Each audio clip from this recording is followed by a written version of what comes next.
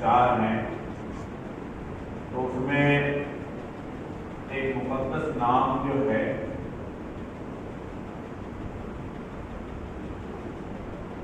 حضرت سیدنا امام شافعی رضی اللہ تعالی عنہ کا ہے، اور روئے زمین پر ان کے ماننے والے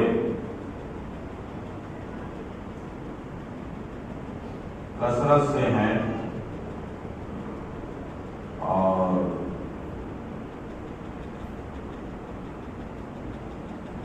آپ کے معتقد اور آپ کے مقلد دونوں عالم اسلام میں بھرے پڑے ہیں،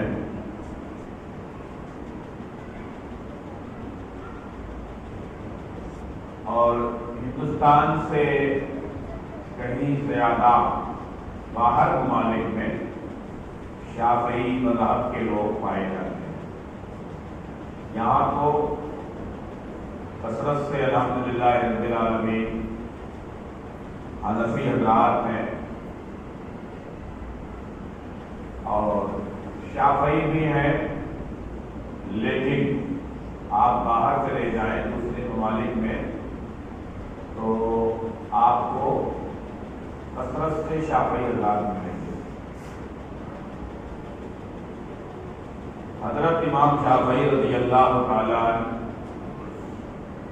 جیسے کم و بیش 1,24,000 انبیاء دنیا میں تشریف لائے، ماننا سب کو ہے، لیکن ہمیں جو عمل کرنا ہے وہ شریعت مصطفیٰ صلی اللہ تعالی علیہ وسلم۔ سارے انبیاء پر حق ہے، سب کی شریعت پر حق ہے، سب کا دین و مذہب پر حق ہے، لیکن اب کسی کی شریعت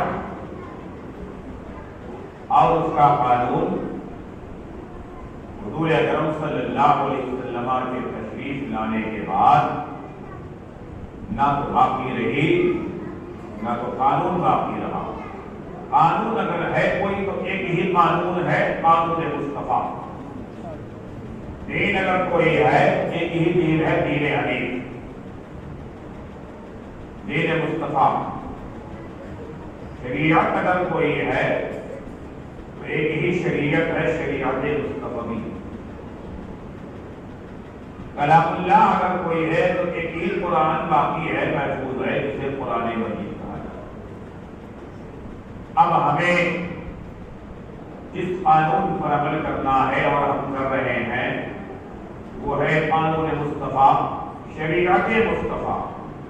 صلی اللہ علیہ وسلم۔ لیکن حضرت آدم علیہ السلام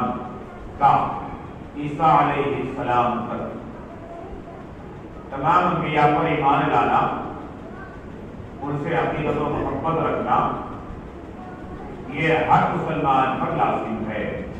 کسی ایک کا بھی انکار بندہ نہیں کرتا۔ اسی طرح سے ائمہ اربعہ میں آپ اگر امام اعظم ابو حنیفہ رضی اللہ تعالی عنہ کے مقلد ہیں تو تقلید انہی کی کرنی ہے آپ کو۔ امام شافعی رضی اللہ تعالی عنہ کے مقلد ہیں تو تقلید انہی کی کرنی ہے۔ امام احمد بن حنبل،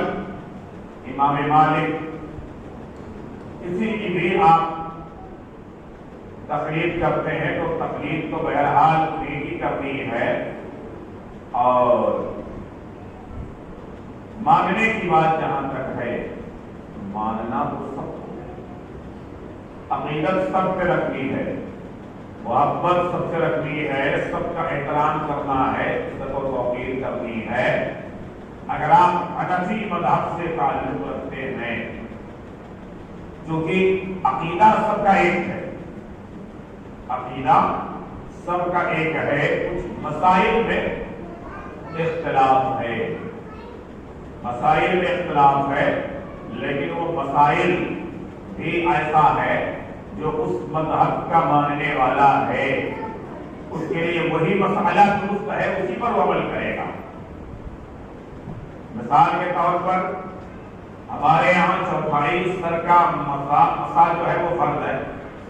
حنفی کے یہاں چوتھائی سر کا مسا فرض ہے۔ امام شافعی رضی اللہ تعالیٰ عنہ کے نزدیک مسا صرف اتنا ہے کہ بال کے کچھ حصے بھی بھیگ جائیں تو مسا ہو جاتا ہے۔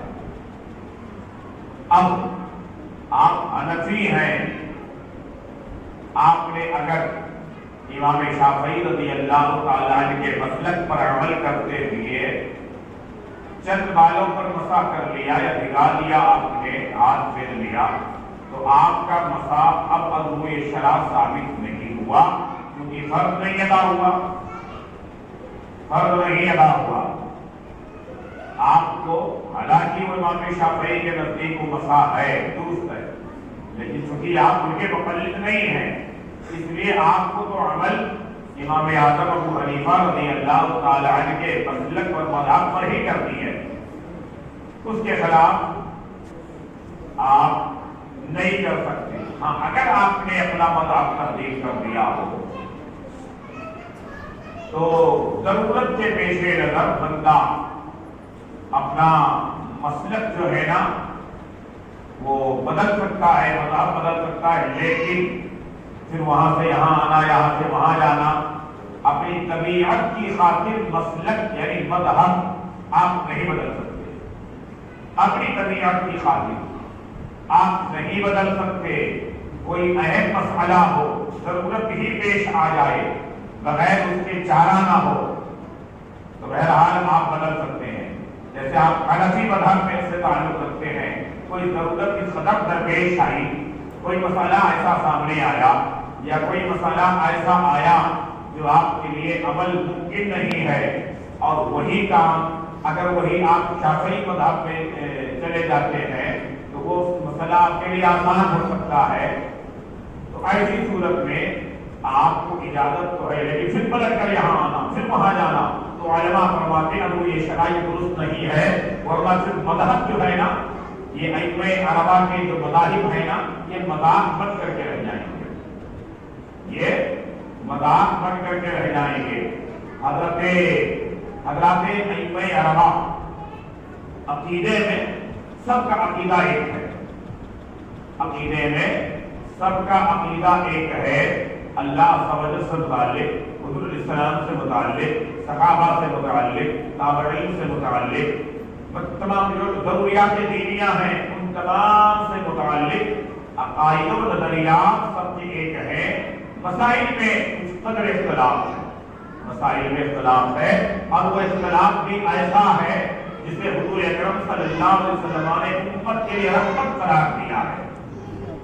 اسی طرح سے علماء کے جو کچھ اختلاف ہوتے ہیں نا،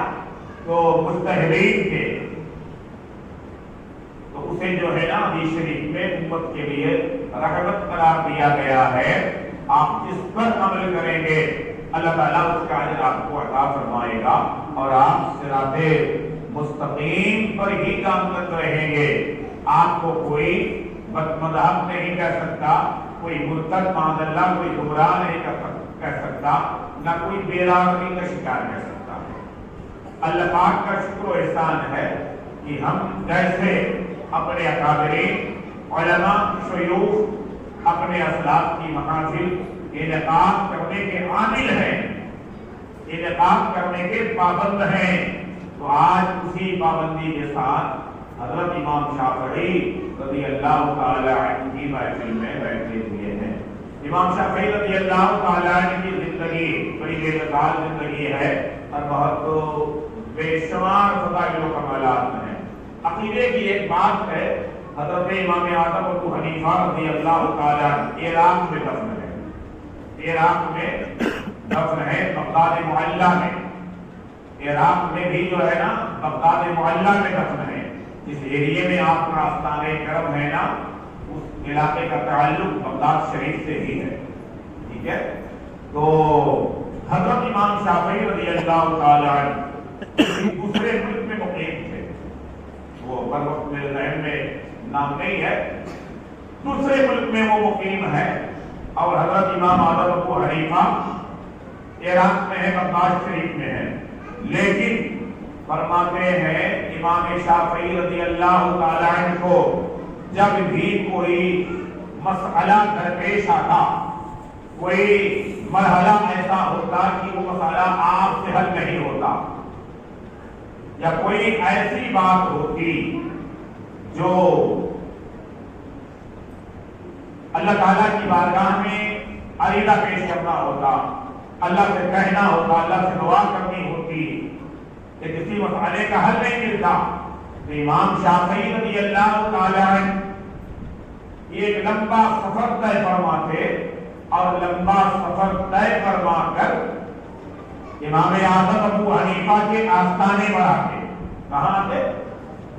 امام اعظم ابو حنیفہ رضی اللہ تعالی عنہ کے آستانے پر آتے تشریف لاتے، کاہے کے لیے؟ مسئلے کے حل کے لیے، دعا کے لیے، اللہ پاک کی بارگاہ میں گزارش کے لیے۔ کیا یہ جہاں رہتے تھے وہاں مسجد نہیں تھی؟ یا یہ جہاں سے دعا کرتے یا اللہ سننے پر قدرت نہیں کا معاذ اللہ؟ بالکل وہ سمیع بصیر ہے، جہاں سے آپ پکارے وہ سننے والا ہے، وہ کرم فرمانے والا ہے، نوازشات کی بارش فرمانے والا ہے۔ لیکن ایک لمبا طویل سفر طے فرماتے اور امام اعظم ابو حنیفہ رضی اللہ تعالی عنہ کے آستانے کرم پر آتے۔ جبکہ آپ نے دیکھا ہوگا امام اعظم ابو حنیفہ رضی اللہ تعالی عنہ کے آستانے کرم سے متصل مسجد ہے، مسجد آستانہ شریف سے لگ کر کے ہے، اندر آستانہ ہے، سامنے مسجد ہے، ایک بڑا احاطہ ہے، بڑا رقبہ ہے مسجد کا۔ لیکن ذکر کیا ہے تواریخ میں، کتابوں میں، کہ آپ امام اعظم ابو حنیفہ کے آستانے پر تشریف لاتے۔ یہاں سے میں اہل سنت کا عقیدہ بتانا چاہتا ہوں۔ عمل امام شافعی کا ہے، لیکن الحمدللہ اہل سنت کا عقیدہ کیسے ظاہر ہے؟ سورج کی طرح روشن ہے۔ اہل سنت کا عقیدہ، ان کے عقائد و نظریات جو ہے نا، اللہ کا فضل ہے، 100 سال 50 سال پرانا ہے ہی نہیں ہے۔ اہل سنت کے عقائد و نظریات 1400 سال پرانے ہیں۔ اہل سنت کا عقیدہ انبیاء سے ملتا ہے، صحابہ سے ملتا ہے، تابعین سے ملتا ہے، شہدائے کربلا سے ملتا ہے، تبع تابعین ائمہ مجتہدین سے ملتا ہے۔ اہل سنت کا عقیدہ 1400 سال پرانا ہے۔ امام شافعی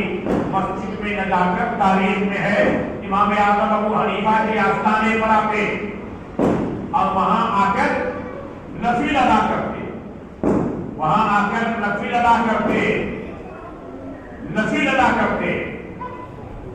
نفل برائے حاجات کو ادا کرتے۔ اور فرمایا گیا ہے امام شافعی جب امام اعظم ابو حنیفہ کے آستانے کرم پر حاضر ہوتے اور وہ نماز جب ادا کرتے نا، تو اپنے مذہب پر، اپنے فتوے پر نہیں عمل کرتے، اپنے فتوے پہ نہیں عمل کرتے، بلکہ امام اعظم ابو حنیفہ کے مسئلے پر، ان کے فتوے پر، ان کے مذہب پر عمل کرتے۔ جیسے امام شافعی کے یہاں رفعنین ہے، اور امام شافعی جب امام اعظم ابو حنیفہ کے آستانے پر نفل پڑھتے تو رفعنین نہیں کرتے۔ امام شافعی کے یہاں نیت ناف کے اوپر ہے، وہاں ایسا نہیں کرتے۔ یہ آمین بالجہر ہے، ایسا نہیں کرتے، بلکہ امام اعظم ابو حنیفہ کے مذہب پر عمل کرتے۔ کسی نے کہا آپ اتنے بڑے امام ہیں، لیکن یہاں جب آتے ہیں امام اعظم ابو حنیفہ کے مذہب پر عمل کرتے ہیں، تو فرمایا یہ اتنے بڑے امام ہیں،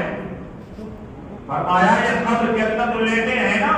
اتنے بڑے امام ہیں کہ ان کے روبرو، ان کے سامنے مجھے اپنے مذہب پر عمل کرتے ہوئے شرم آتی ہے، حیا آتی ہے۔ فرمایا اتنے بڑے امام ہیں کہ ان کے سامنے مجھے اپنے مذہب پر عمل کرتے ہوئے حیا آتی ہے۔ اتنے بڑے مجتہد اور امام کے سامنے میں اپنے مذہب پر عمل کروں۔ یہاں پر ایک ذہن ہمیں ملتا ہے، امام شافعی رضی اللہ تعالی عنہ نماز پڑھ رہے ہیں اور وہ مسئلہ بتا رہے ہیں کہ اتنے بڑے امام دین کے سامنے مجھے اپنے مذہب پر عمل کرتے ہوئے حیا آتی ہے، گویا وہ ذہن دے رہے ہیں کہ جو قبر کے اندر لیٹا ہے نا یہ مردہ نہیں زندہ ہے، یہ جو قبر کے اندر لیٹا ہے نا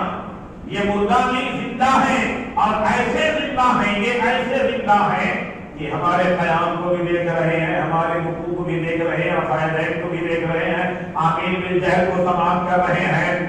ہماری قرات کو یعنی ہمارے حرکات و سکنات کو یہ مشاہدہ فرما رہے ہیں۔ اب آپ اندازہ لگائیں امام اعظم رضی اللہ تعالیٰ عنہ اپنی قبر میں لیٹے لیٹے امام شافعی رضی اللہ تعالیٰ عنہ کے عقیدے سے یہ ظاہر ہو رہا ہے، ان کے جواب سے ظاہر ہو رہا ہے کہ وہ قبر کے اندر لیٹے ہیں، لیکن امام شافعی کا قیام ان سے پوشیدہ نہیں ہے، امام شافعی کی قرات پوشیدہ نہیں ہے، آمین بالجہر پوشیدہ نہیں ہے، رفعین پوشیدہ نہیں ہے۔ وہ یہ سب بتا رہے ہیں یہ ہیں تو قبر کے اندر لیکن ہمیں مشاہدہ کر رہے ہیں۔ آگے فرماتے ہیں جب کوئی ضرورت پیش آتی تو امام اعظم ابو حنیفہ کے آستانے پر آتے، نفل پڑھتے اور ان کے توسل، ان کے وسیلے سے اللہ تبارک و تعالیٰ کی بارگاہ کرم میں دعا کرتے تو ہمارے جو بھی معاملات اور مسائل ہوتے اللہ تعالیٰ امام اعظم ابو حنیفہ کے صدقے کو اسے پورا کروا دیتا، اللہ تبارک و تعالیٰ اسے پورا فرما دیتا، اللہ کا فضل ہے، اس کا احسان ہے۔ یہ اہل سنت کا عقیدہ ہے۔ اس طرح سے ہمارے عقائد و نظریات اور ہمارا جو موقف ہے نا سورج کی طرح روشن ہے۔ اب اس کے بعد بھی اگر کوئی اندھیرے میں اہل سنت کا عقیدہ ڈھونڈے اور معاذ اللہ گمراہ ہو، متنفر ہو، بدتر ہو، مشکوک ہو جائے، مشتبہ میں پڑ جائے تو اس سے بڑا کم نصیب، بلکہ یوں کہیے اگر وہ گمراہ ہو گیا تو بد نصیب ہے، پھر اس سے بڑا بد نصیب کوئی نہیں ہے۔ یہی عقیدہ ایسا ہے جو الحمدللہ رب العالمین اللہ و رسول کا پسندیدہ عقیدہ ہے، اللہ و رسول کا پسندیدہ مسلک اور مشرب اور مذہب ہے۔ تو ہمارے اسلاف اور بزرگان دین کے جو عقائد و نظریات رہے ہیں نا وہ یہی رہے ہیں کہ اللہ والے زمین پر رہیں تو بھی دیکھتے ہیں سنتے ہیں، زمین کے اندر چلے جائیں تو بھی دیکھتے ہیں اور سنتے ہیں۔ جب امام اعظم ابو حنیفہ رضی اللہ تعالیٰ کی قوت سماعت کا یہ عالم ہے کہ زمین کے اوپر اگر کوئی نماز پڑھے تو اس کی نماز کو دیکھ رہے ہیں، اس کے آمین بالجہر کو کرنے اور نہ کرنے کو بھی سماعت کر رہے ہیں، ٹھیک ہے۔ تو حضور اکرم صلی اللہ علیہ وسلم کی قوت سماعت اور بصیرت کس قدر عالی و اعلیٰ ہے، کس قدر بلند ہے، کس قدر اللہ تبارک و تعالیٰ نے اپنے محبوب کو قوت و سماعت عطا فرمائی ہے، یہ انسانی عقل اور دماغ سے باہر ہے۔ اگر کچھ کہنا ہے تو بس اتنا کہنا ہوگا، دور نزدیک کے سننے والے وہ کان، دور نزدیک کے سننے والے وہ کان، نزدیک سے ہو یا دور سے ہو، پر میرے آقا سنتے ہیں۔ کان لالے کرامت پہ لاکھوں سلام، جس طرف اٹھ گئی دم میں دم آ گیا، اس نگاہ عنایت پہ لاکھوں سلام۔ گھنٹوں بندہ کوئی واقعہ بیان کرے، گھنٹوں بندہ تاریخ بیان کرے، گھنٹوں بندہ احادیث بیان کرے یا قرآن پاک کا ترجمہ بیان کرے، اعلیٰ حضرت کا ایک شعر پڑھتے الحمدللہ پورا معاملہ اسی میں سمجھ جاتا ہے، پوری حدیث اسی میں آ جاتی ہے۔ اعلیٰ حضرت نے ایک واقعہ سنا، اعلیٰ حضرت نے ایک حدیث پڑھی، اعلیٰ حضرت نے قرآن پاک کا کی آیت پڑھی، اس کا ترجمہ پڑھا، مفہوم اگر بیان کرنا چاہا نا تو ایک شعر میں جیسے قرآن کہتا ہے، اب آپ سوچیں گے نا کہ قرآن کا ترجمہ اعلیٰ حضرت نے کیسے اپنے اشعار میں کہہ دیا، تو ایک دو مثال نہیں، ہزاروں مثالیں ایسی ہیں کہ قرآن کا ترجمہ ہے، اس کا مفہوم اعلیٰ حضرت نے اپنی ایک شعر میں اپنے بیان فرما دیا۔ قرآن کہتا ہے لفظ بہذا البلد وانتہی بہذا البلد، اعلیٰ حضرت کہتے ہیں کھائی قرآن نے کھاتے گدر کی قسم، کھائی قرآن نے کھاتے گدر کی قسم، اس کفے پاک حرمت پہ لاکھوں سلام، اس کفے پاک حرمت پہ لاکھوں سلام۔ تو اعلیٰ حضرت کی بات یہ ہے، ہم تو پوری دنیا میں پورے ملک میں یہی سمجھا رہے ہیں، دنیا میں کہیں، اب دنیا بہرحال میں کہہ سکتا ہوں الحمدللہ رب العالمین، دنیا بہرحال میں کہہ سکتا ہوں کیونکہ مکہ معظمہ کا سفر ہوا، مدینہ منورہ کا سفر ہوا، وہاں بھی حضور اکرم علیہ السلام फजीलत, उनकी शान, उनका मकाम और मर्तबा बयान करने का भले वो कयाम गाह पर लेकिन मौका मिला, अब यहाँ पर बयान हो गया, यहाँ पर तज़किरा हो गया। मक्के मुअज़्ज़मा में बाकायदा एक मौके पर तो अल्हम्दुलिल्लाह बाकायदा खिताब और जुमा की नमाज पढ़ाने का भी होटल में मौका मिला, मदीने मुनव्वरा में भी महफिल करने का मौका मिला और वहाँ भी इस तरह से महफिल हुई, आका की शान और अज़मत बयान की गई। और उसके बाद जो है बग़दाद मुअल्ला है, नजफ़ शरीफ है, करबला मुअल्ला है। अब इन तमाम मुक़द्दस मक़ामात पर अगर तकरीर हो गई है, बात हो गई है, गुफ्तगू हो गई है, तो अब तो बहरहाल ये कहा ही नहीं जा सकता कि सिर्फ मुल्क की बात है, अल्लाह का फजल है। कहीं भी रहते हैं ना तो बस यही कहते हैं कि मेरे इमाम ने जो कहा है ना, कुरान और हदीस से हट करके कहा ही नहीं है। अल्लाह ने आयत बयान फरमाई और उसका तर्जमा जो है मुफस्सिरीन ने लिखा, उसका तर्जमा मुफस्सिरीन ने बयान किया और उसी को आला हज़रत रज़ियल्लाहु ताला अन्हु ने जब अपने अंदाज में कहना चाहा तो उसे अशआर के सांचे में ढाल करके हुजूर की तारीफ बयान फरमा दी। प्यारे आका अलैहिस्सलाम ने कोई हदीस बयान किया, जैसे मिसाल के तौर पर वाक़िया सहबा का वाक़िया जो है ना, वो सहाबा किराम का कि अल्लाह के नबी सल्लल्लाहु अलैहि वसल्लम के अंगूठे मुबारका से जो पानी जारी किए थे ना, वो जो चश्माने रहमत जारी किए थे, एक बड़ा वाक़िया है, बड़ी हदीस है। अगर बंदा बयान करेगा तो घंटा नहीं रातें गुजर सकती है तो तमालत में जाए। लेकिन मेरे आला हज़रत क्या कहते हैं मालूम है? मेरे आला हज़रत ने पूरे वाक़े को दो मिसरे में, एक शेर में दो मिसरे में मेरे आला हज़रत ने उसे बना दिया और क्या फरमाया? नूर के चश्मे लहराएं दरिया बहे, नूर के चश्मे लहराएं दरिया बहे, उंगलियों की करामत पे लाखों सलाम, उंगलियों की करामत पे लाखों सलाम। और एक शेर आला हज़रत सरकार ने इसी हवाले से मौके पर फरमाया कि उंगलियां हैं फैज़ पर टूटे हैं कासे झूम कर, उंगलियां हैं फैज़ पर टूटे हैं कासे झूम कर, नदियां पंजाबे रहमत की हैं जारी बाबा, नदियां पंजाबे रहमत की हैं जारी बाबा। कहने का मकसद यह है ना, दुनिया आला हज़रत से मोहब्बत करती है, दुनिया आला हज़रत से मोहब्बत करती है, शहर आला हज़रत से मोहब्बत करता है, इलाके के लोग मोहब्बत करते हैं, पूरे ज़मीन के लोग मोहब्बत करते हैं। लेकिन मैं जिम्मेदारी से कहूँ कि आपको तो आला हज़रत सरकार से टूट के मोहब्बत करना चाहिए, टूट के मोहब्बत करना चाहिए, मुफ्ती आज़म से टूट के मोहब्बत करना चाहिए, शरीया से जो ना पागल होकर के मोहब्बत करना चाहिए। मैं मारे वो भुसावल गया था अपने घर से, मैं वहाँ एक सैयद साहब तकरीर कर रहे थे, मैं बैठा था, उनकी तकरीर हो रही थी, बड़ी जाने तकरीर थी। कहीं कहीं अपने से दूसरों को सबक मिलता है और कहीं कहीं दूसरों से हमें सबक मिलता है। ये एक मिजाज है, फितरत है। ये जरूरी नहीं है कि हम ही बयान कर रहे हैं दूसरों के लिए सबक है, नहीं, ऐसा तो मुमकिन ही नहीं है। और अगर ऐसा इंसान के दिमाग में आ जाएगा तो उससे बड़ा अहमद कोई है ही नहीं है। अगर इंसान ये सोचे कि हम ही सबको समझाने बैठे हैं, हमारी ही बात सबके लिए दर्द है, ये गलत है, अहमदाना वो तहरीकत है, ये बिल्कुल नहीं। कई दूसरों से भी अपने को सबक मिलता है, नफा मिलता है, दिमाग मिलता है। वो क्या कह रहे थे मालूम है मौलाना गुफ्तगू? वो सुन्नियों टूट के मोहब्बत करो, गौसे पाक से जो है ना टूट के मोहब्बत करो, एरा सुन्नी बनो। क्या जुमला था, एरा सुन्नी बनो। ज्यादा सोच समझ में नहीं जानेगा, ज्यादा जो है ना सोचने समझने का नहीं, एरा सुन्नी बनो। मतलब क्या है? उनके कहने का मतलब यह है इश्क करो, इश्क करो, इश्क की दुनिया में आओ, इश्क की दुनिया में आओ। तो आला हज़रत से तो बहरहाल आपको टूट के तड़प के समझ लीजिए मर के मोहब्बत करना चाहिए, क्योंकि आपकी मस्जिद, आपका मदरसा एक ऐसा प्लेटफॉर्म है ना जहाँ आला हज़रत के बगैर बाकी नहीं होती। अल्हम्दुलिल्लाह आला हज़रत के बगैर बाकी ही नहीं होती, मुफ्ती आज़म के बगैर बाकी ही नहीं होती, ताकि शरिया के बगैर बात आगे बढ़ती ही नहीं। ठीक है, तो फिर जिस प्लेटफॉर्म से आप जुड़े हैं ना, वहाँ आला हज़रत के बगैर कुछ भी नहीं है।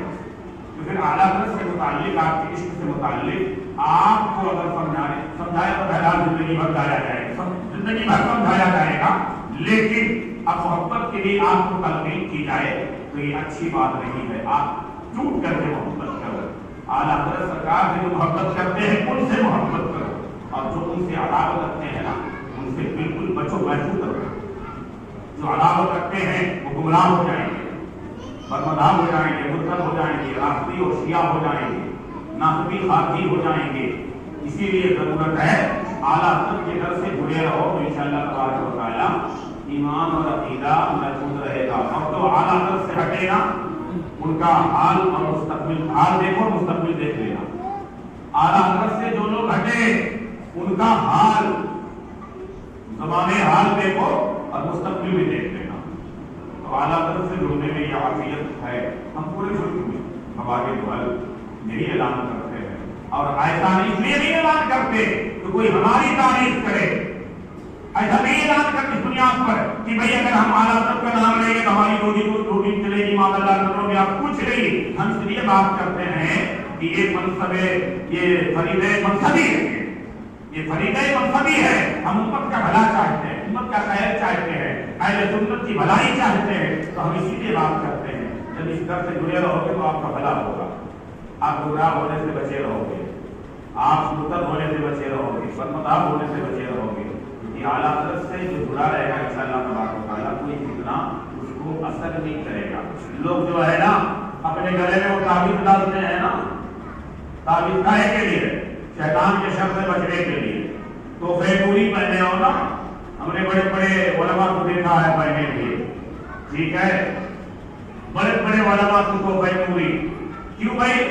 مفتی اعظم رضی اللہ تعالیٰ عنہ کی استخراج کردہ تعبیر ہے، ہم شے پہنے رہو شیطان سے بچتے رہو گے، شیطان کے فتنے شیطان کے شر سے بچتے رہو گے. جیسے تعویذات کہی جاتی ہے شیطان کے شر اور فتنے سے بچنے کے لیے، ایسے ہی بریلی سے جڑا جاتا ہے، اعلیٰ حضرت کے نام کا ورد کیا جاتا ہے، اپنی زبان پر اعلیٰ حضرت کا نام رکھا جاتا ہے، اپنے مکان پر اعلیٰ حضرت کا نام لکھا جاتا ہے. جب اس سے جڑے رہو گے، اس نام سے، اس گھر سے، اس ذات سے جڑے رہو گے نا، تو انشاءاللہ تعالی دنیا کا کوئی بھی بدمذہب کا فتنہ آپ کو اثر نہیں کرے گا. دنیاوی فتنے سے اگر بچنا ہے تو اعلیٰ حضرت کے نام کی تعویذ اپنے دل میں رکھو. دنیاوی شیطان سے اگر بچنا ہے تو غوث پاک کا نام اپنے گلے میں رکھو، اپنے مکان میں رکھو، بزرگوں کے نقوش رکھو. ٹھیک ہے؟ تو اعلیٰ حضرت سے بہرحال سچی عقیدت ہونی چاہیے. میں تو بھائی سیدھی سی بات ہے، ٹوٹ کے محبت کرتا ہوں الحمدللہ رب العالمین. یہ بتانے کی بات نہیں نہ تو دکھانے کی بات ہے. یہ میرے اعلیٰ حضرت کا کرم ہے کہ انہوں نے اپنے گھر سے جوڑ رکھا ہے. اس لیے مہربانی کیا ہوگی، کرم کرتے ہیں، فضل کرتے ہیں، احسانات کی بارش فرماتے ہیں، معاملات کی بارش فرماتے ہیں. اور ایسا کرم جو بیان سے باہر ہے، بیان سے باہر ہے. اور یہی درس ہے اور یہی نصیحت ہے کہ بریلی شریف سے جڑے رہیں. بریلی شریف کا یہ صدقہ ہے کہ یہ محفلیں آباد ہیں، یہ محفلیں آباد ہیں. ٹھیک ہے؟ تو اللہ تعالیٰ ہم سب کو ایک توفیق بنائے. کھڑے ہو جائیں، سلام.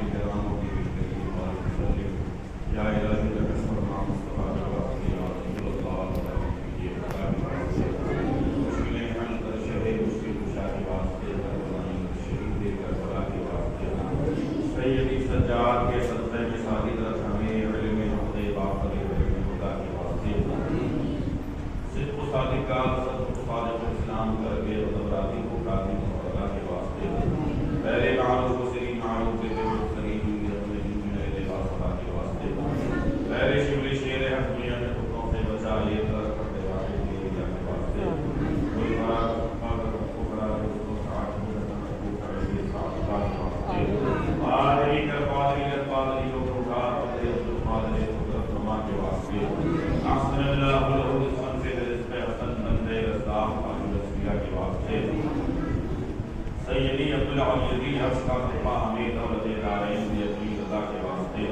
نام میں لکھے محمد اور علی کی جلوہ کر بخشم کو کی راحہ کے واسطے، عبد الرحمن سیدی سرات براکت خیر امام مغفرت اور فتح مصطفیٰ کے واسطے، کر عطا احمد رضائی حضرت مسلمانی میرے آقا حضرت احمد رضا کے واسطے،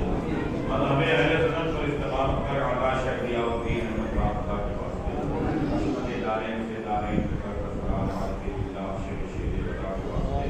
جلوہ امام مہینہ کے نظارے کا تفصیل بدل شاہد مشاہد رضا کے واسطے، کر عطا احمد رضائی حضرت مسلمانی میرے آقا حضرت احمد رضا کے واسطے،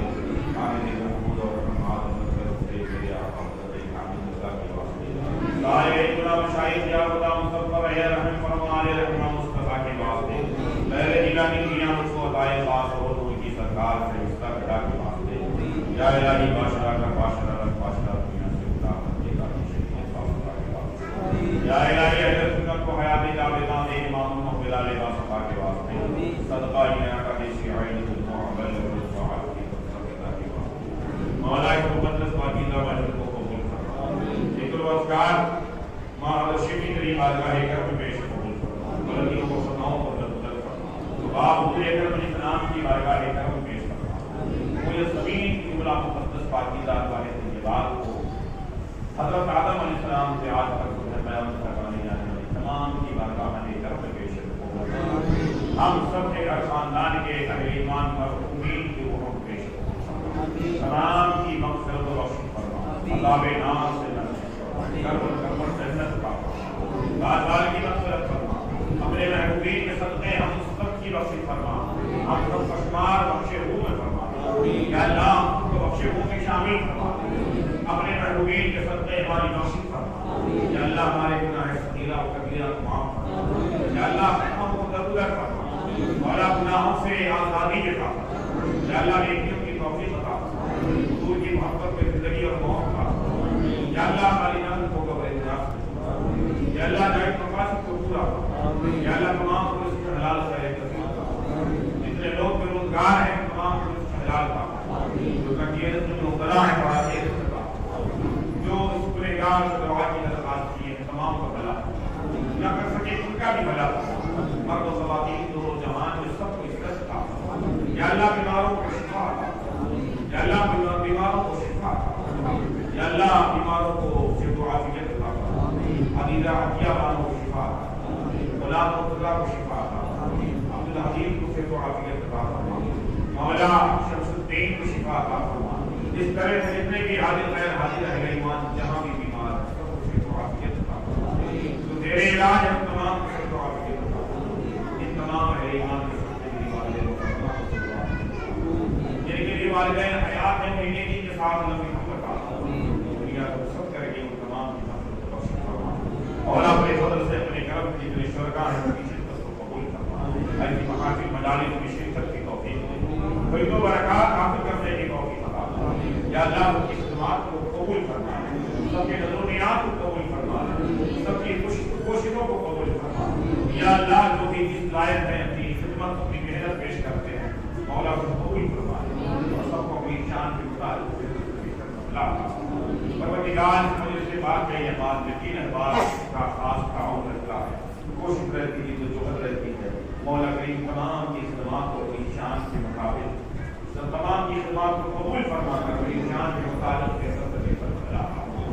مولا کی قدرت پرویز احمد کے احسانہ پر بات فضل فرما، اس مجلس سے بات ہے یہ بات انتظام انشرام میں مولا اس نوجوان کی خصوصی محنت کرتی مولا کریم مستقبل کو اور حال کو بہتر بنا دے، مستقبل کو روشن بنا دے، یا اللہ جتنے بھی شرکاء ہیں جتنے بھی اس میں لاگے کرنے تدریس اس کارے سے کوشش کرتے مولا کریم اس مجلس سے بات کے سب سے تبسل غوث اعظم کی محفل یہ کرتے ہیں، غوث اعظم کے نام پر اپنی لطف نصرت کرتے مولا انہیں خوشحالی اتنا خوشحال بنا دے، تیرے دین کی خدمت کریں، ان مجالس کی خدمت کریں مولا کریم شریف و سنت کی پابندی کے ساتھ دین و دنیا کی مسلک و مشرق کی خدمت کے لیے روح و اتقاء کامیابی و کامیابی کے بعد اللہ سب کے احسانہ پر فضل فرما، سب کے دکان مکان کاروبار تجارت کرے مدربات کی بارش فرما، مسجد ہمارے رضا کی تعمیر و ترقی کی غیر صدقہ مسائل کو جا فرما، دار ملو مسعود رضا کی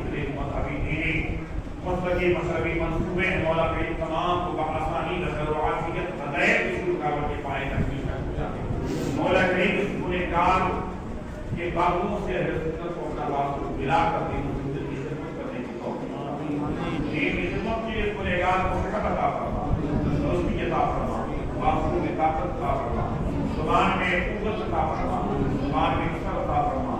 دل کو اپنی خشیت اور اپنے حبیب کی سچی محبت عطا فرما علم نافع عمل صالح عطا فرما مولا اپنے فضل سے اپنے کرم سے ہمارے تمام معاملین کی بلا فرما عزت و جہان میں عزت سے دارین کی حفاظت و مالا والا ان اللہ علیہ